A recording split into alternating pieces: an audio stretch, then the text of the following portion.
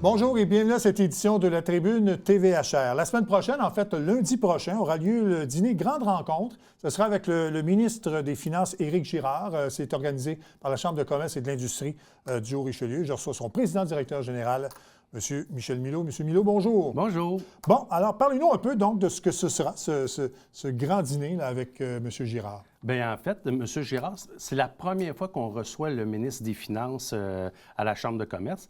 Et puis, en fait, c'est suite au budget qui est venu l'idée d'inviter M. Girard. Donc, il va venir nous entretenir sur le budget provincial, l'économie provinciale et les dépenses à grandeur du Québec. Oui, c'est ça.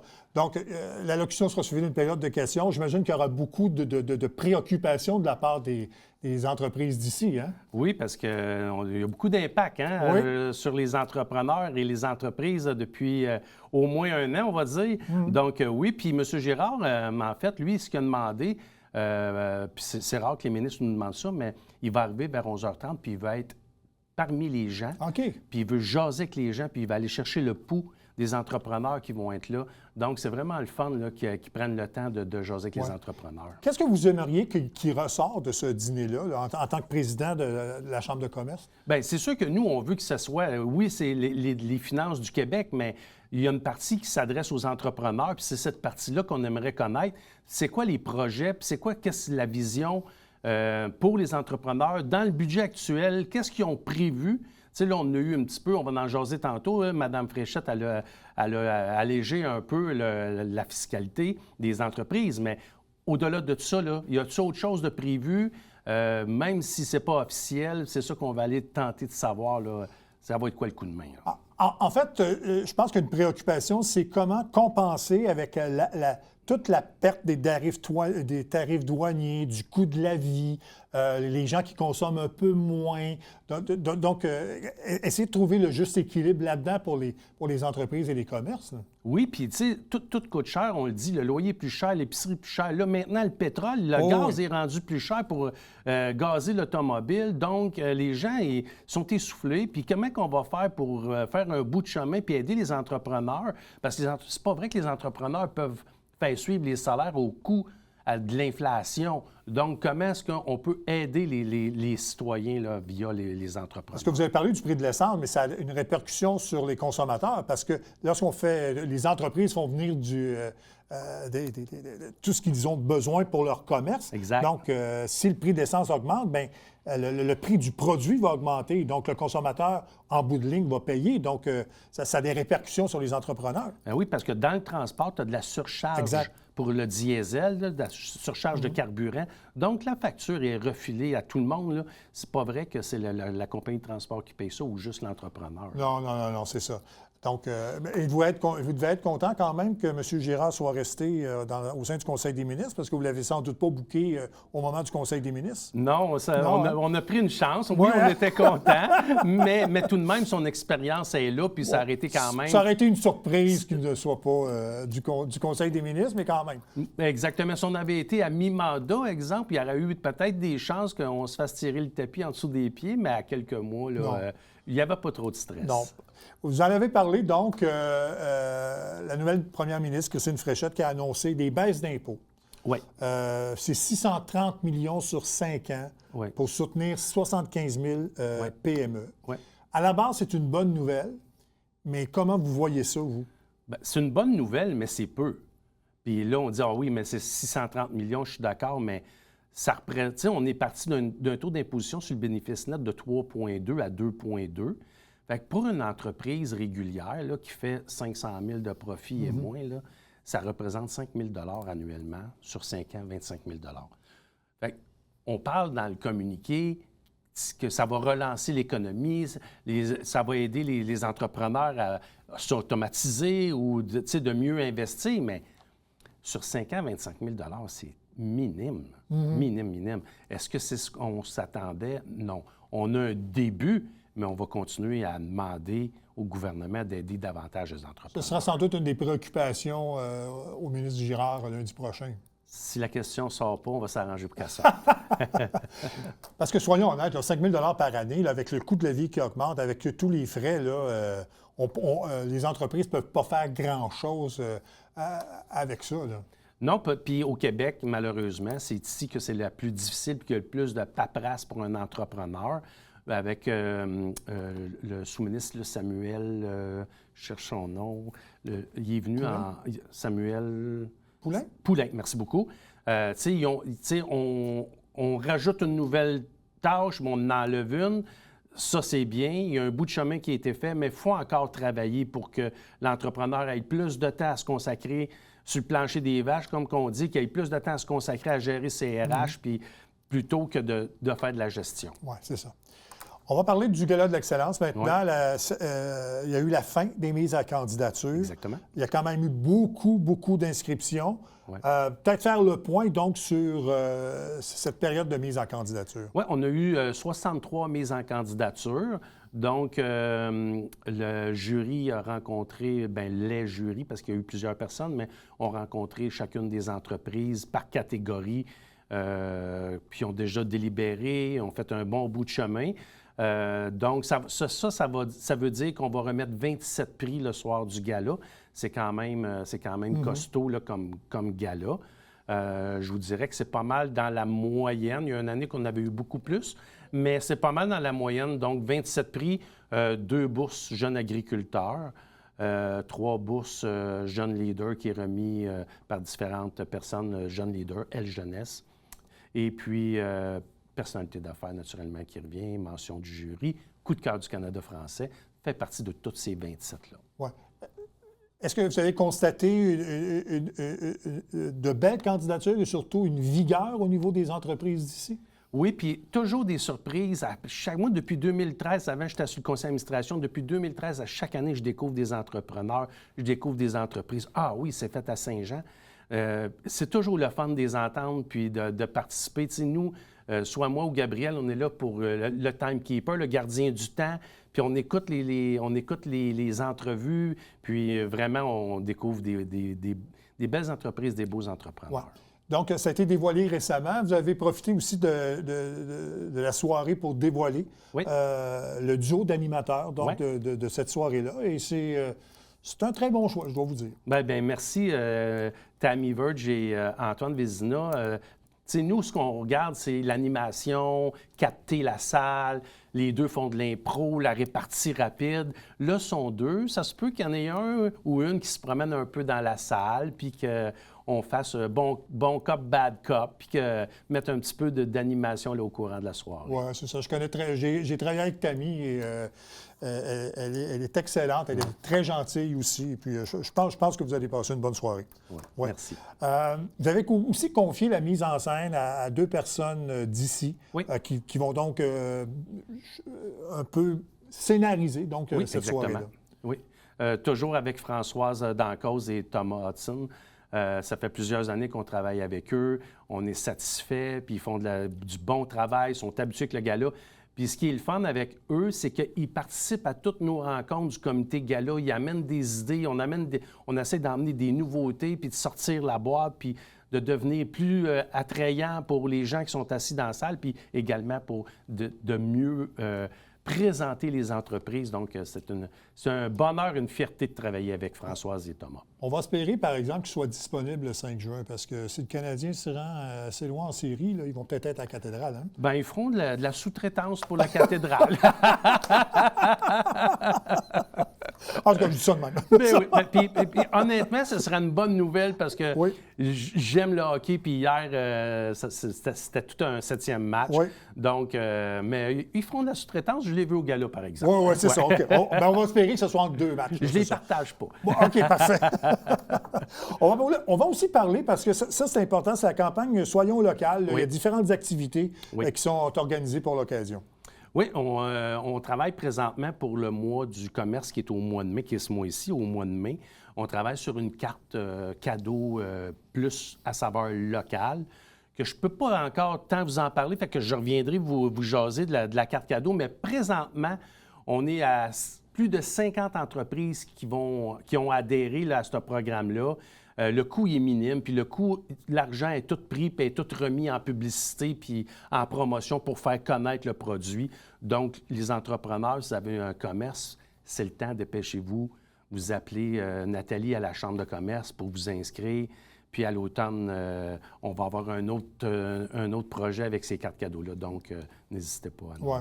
Mais est-ce que vous sentez que les gens, parce qu'on en parle depuis surtout la pandémie, est-ce que vous sentez que les gens là, consomment de plus en plus local? Est-ce que c'est ça, ou c'est encore difficile d'imprégner ça à la clientèle? C'est encore difficile d'imprégner ça à la clientèle. Le clic est très facile et facile. Tu ne te déplaces pas, ça arrive chez vous.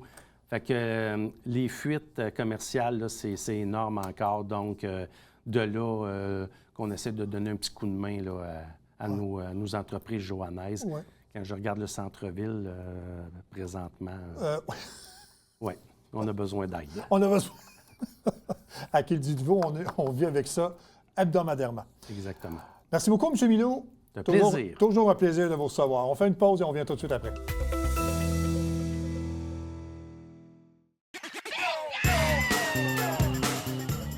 Vous êtes un adepte du bingo? Télébingo vous permet de jouer dans le confort de votre foyer. 4 500 $ en prix à gagner. Et pour ce faire, vous devez vous procurer un livret comme celui-ci au coût de 9,50 $ chez l'un de nos détaillants, dont la liste apparaît sur notre site internet tvhr9.com. Donc, c'est un rendez-vous dimanche matin 9h30. Télébingo.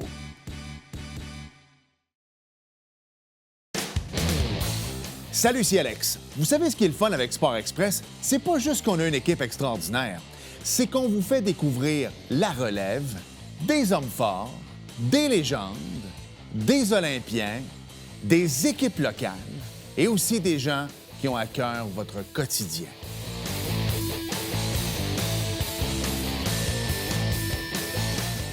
On se voit cette semaine.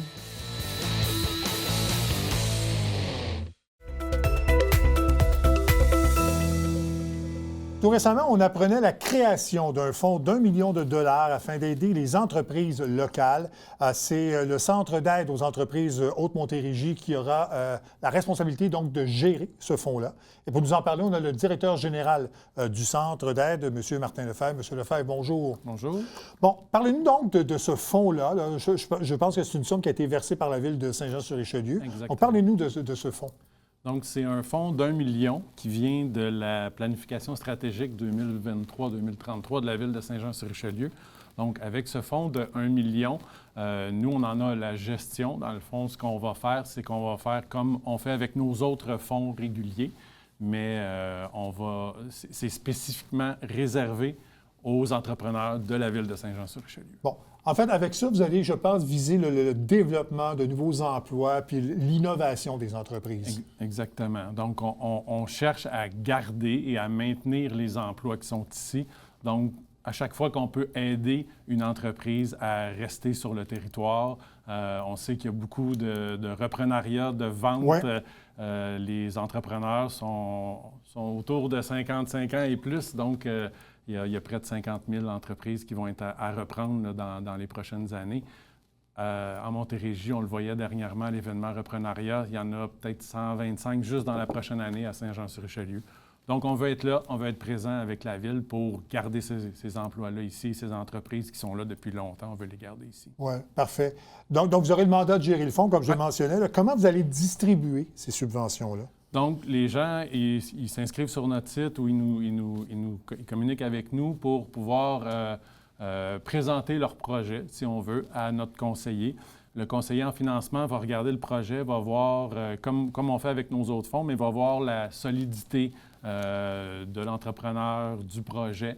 Et après ça, il va avoir un comité. Donc, ce projet-là va être présenté à un comité d'investissement. Et quand il y a des fonds de la Ville, il y aura une personne additionnelle à notre comité d'investissement régulier qui va se joindre à ce comité-là et pourra prendre la décision de pouvoir défrayer ou pas le montant de la subvention. Oui, c'est ça. Donc, comme vous l'avez mentionné, ça fait partie du plan stratégique de la Ville. Est-ce qu'il y avait eu des approches de fait avant l'annonce par la Ville de ce million-là? Oui, ça fait plusieurs années que c'est en négociation là, entre le CAE, la Ville, pour mettre sur pied ce fonds-là. Donc, on est bien content que toute la planification, ça a abouti à l'annonce qu'on a faite là, il y a 3 semaines là, du fonds d'Impact Saint-Jean-sur-Richelieu. C'est ça.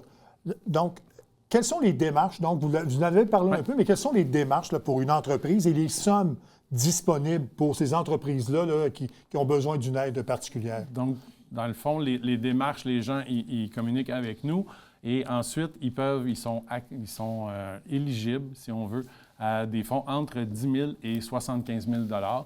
Donc, c'est un financement, c'est un prêt. J'ai dit subvention, mais c'est un prêt. Donc, du financement à des taux qui sont intéressants selon la précarité ou selon le dossier. Donc, on est en mesure d'offrir des bons taux. Et on est souvent en complément avec le financement d'une entreprise. Donc, l'entreprise a déjà une institution financière, a du financement, et on va venir compléter, nous, le montage financier avec des sommes entre 10 et 75 000 $. Ça peut aller jusqu'à 5 ans. Donc, on a des termes jusqu'à 5 ans à des taux, comme je disais, préférentiels, intéressants là, sur le marché. Oui. Est-ce qu'il y a des secteurs particuliers que vous ciblez avec ce programme-là? On essaie de rester dans tous les secteurs, donc que ce soit les démarrages, la croissance, tout ça, donc tous les niveaux de cycle de vie. Et les secteurs, de notre côté, on est un peu plus au niveau commercial. Mais on peut faire également des partenariats là, avec d'autres entités. Mais c'est au niveau des commerces de Saint-Jean-sur-Richelieu qu'on mise là, principalement. Bon. Est-ce qu'il y a une période de temps pour utiliser ce fonds-là d'1 million? Non. Il est là jusqu'à temps qu'il n'y ait plus de fonds, donc jusqu'à temps qu'on ait épuisé le million. Il n'y a pas de période spécifique. Et puis les prêts, comme je disais, sont d'une durée entre 2 et 5 ans, tout dépendant là, du projet.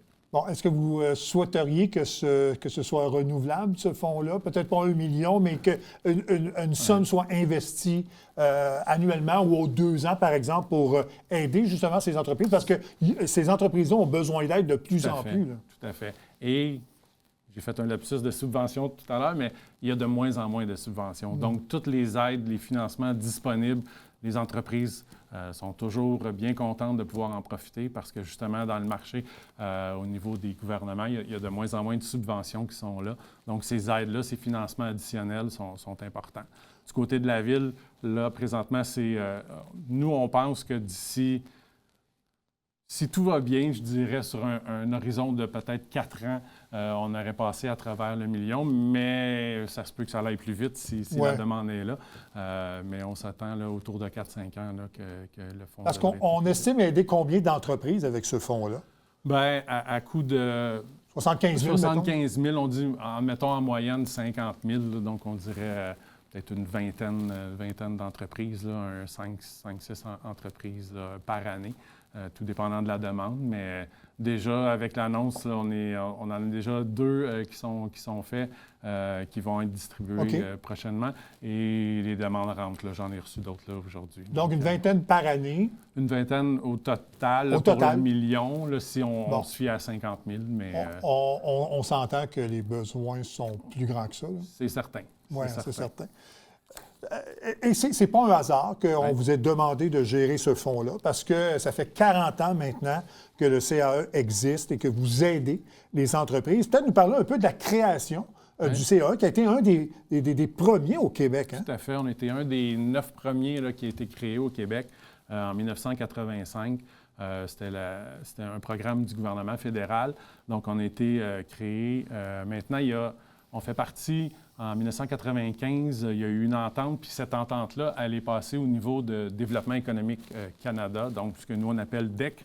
Donc, eux ont repris ce programme-là et le programme s'appelle le PDC, c'est le Programme de développement des communautés. Donc, c'est nous qui distribuons ça à travers, dans le fond, tout le Canada. Et juste au Québec, il y a 57 SADC et 10 CAE. Donc, on fait partie de ces 10 CAE-là. Qui sont des endroits où il y a, dans les régions où il y a un petit peu plus de population. Ouais. Donc, c'est ça. Donc le rôle premier du CAE, c'est quoi? Ouais. C'est d'accompagner les entreprises et de les aider au niveau entrepreneurial. Donc, nous, on a 3 façons de les aider. On a le développement économique local. Donc, on a des politiques qu'on peut aider. On a l'accompagnement, comme je vous disais. Donc, si les gens ils ont des questions, ils peuvent venir nous voir sur leur plan d'affaires, sur leurs prévisions, peu importe les questions. On a Aussi le mentorat. Donc, on a repris la cellule de mentorat ici. Donc, le mentorat sur l'accompagnement. Et on a aussi le financement. Comme on dit, on a le fonds de la Ville de Saint-Jean, mais on a aussi d'autres fonds qui sont disponibles, donc nos fonds réguliers qui peuvent aller jusqu'à 300 000 $. On a des fonds verts, des fonds reprenariat, des fonds stratégie jeunesse. Donc, on a des fonds qui s'adressent à plusieurs types d'entreprises. Et aussi, au niveau du développement économique local, on organise des événements comme il y a eu lieu dernièrement, le défi Ose entreprendre. Ouais. Donc, c'est la 10e année que c'est nous qui gérons, si on veut, la portion locale du défi Ose entreprendre. Donc, c'est un peu ça que... Comment vous estimez le nombre d'entreprises que vous aidez par année, avec tous ces programmes-là et tout ça? Là? Bien, dans les 40 dernières années, on a aidé plus de 1500 entreprises. On a fait 127 projets de financement, plus de 5 millions investis. Puis on a une implication aussi, comme je disais, au niveau des mentorats. Donc, il y a eu 270 mentorés. Puis il y a eu plus de 70 mentors là. Actifs présentement. Il y en a peut-être une vingtaine, 25 mentors mentorés. Mais c'est ça, ça fait beaucoup d'aides qu'on peut offrir dans la région. Et est-ce que vous sentez que les entreprises, les commerces vous connaissent suffisamment ou êtes-vous en mesure d'en aider davantage? Bien, c'est ce qu'on veut, puis c'est un petit peu ce qu'on annonçait là, à nos 40 ans. On avait plusieurs annonces, dont une, c'était de se joindre à la Maison de l'économie. Donc, on vient juste de déménager dans la Maison de l'économie. Donc, avec les autres partenaires de la région, NextDev, le Tourisme au Richelieu, qui fait partie maintenant de NextDev, le développement économique de la ville et le Paris CNRC. Donc, on est tous au même endroit, juste ici à côté. Ouais. Donc, on n'est pas loin. Et ça permet une synergie entre les différents acteurs économiques. Puis ça, on le voit beaucoup dans cette région ici. Les gens, ils travaillent beaucoup ensemble. Donc, c'est très intéressant. On n'est pas en silo. Et nous, on était au H2 à l'aéroport. Et bon, on s'entend qu'il y a moins de monde qui passe là, pour venir, tandis qu'ici, dans le centre-ville, on est au cœur de l'action. Donc, ça va favoriser justement les gens à venir nous voir. Exactement. Ouais. Est-ce que le mandat a changé en 40 ans du CAE? Le mandat a changé. Au début, il y avait une portion qui était un petit peu incubateur industriel avec le H2, justement. Il y a eu aussi une portion plus manufacturière, si on veut. Mais on est revenu avec le programme, justement, des SADC, plus à une façon plus entrepreneuriale, plus commerce, si on veut. Une orientation un peu plus à ce niveau-là. Oui, vous l'avez mentionné, vous avez relancé le service de mentorat. Oui. C'est important, ça, ce service-là, l'aide que ces mentors-là peuvent faire. Tout à fait. Puis ce service-là, le réseau mentorat, malheureusement, comme je disais, il y a eu des coupures au niveau du gouvernement et le réseau mentorat a cessé ses activités. Et nous, on avait une cellule, si on veut, de mentorat super intéressante, super développée depuis longtemps. Donc, on avait le choix d'arrêter ou de la continuer. Puis c'est certain que ça n'a pas pris... on n'a pas hésité, on a décidé de la reprendre, nous, sous le CAE. Donc, la cellule s'appelle maintenant Mentorat CAE Haute-Montérégie. Donc, on a repris les rênes de ça pour continuer le travail qui est fait depuis plusieurs années. Oui. On en parle régulièrement ici sur le plateau, évidemment. Là, il y a le contexte économique qui n'est pas facile, les tarifs douaniers, l'essence. On est sorti d'une pandémie. Quelles sont les inquiétudes? Est-ce que vous avez senti de l'inquiétude, une hausse, en tout cas, de la pression auprès des entreprises? Bien, c'est certain que les marges sont de moins en moins présentes, justement, pour les raisons que vous avez dit.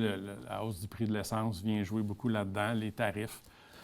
Au niveau des tarifs, ce que ça a fait, notre voisin américain a fait que les gens, malgré que ça allait bien, les gens ont ralenti les investissements. Ouais. Donc, ça a freiné un petit peu l'économie parce que les gens attendaient de voir qu'est-ce qui allait se passer. Mais là, on voit qu'il y a une certaine relance de ça. Donc, les gens commencent à comprendre, OK, il y a des tarifs, ça change, mais si j'attends, je vais peut-être attendre un autre 2 ans d'ici la fin du... on va être au mi-mandat bientôt à Trump, il va rester un autre 2 ans, donc les gens ne vont peut-être pas attendre. Donc, les investissements vont recommencer, on le voit, et c'est pour ça qu'avec des annonces comme ça de financement qu'on veut essayer de recréer, de repartir la machine. Oui, parce que vous avez senti une crainte au niveau des entreprises. Tout à fait, oui. On l'a vécu. Dans la dernière année, je dirais, ça commence à s'estomper un petit peu. Les gens sont un petit peu moins craintifs, mais dans la dernière année, là, on a vraiment vu un frein sur les investissements. Bon. On vient de faire un peu le bilan des 40 ans, mais quelle est la vision du CAE pour les prochaines années?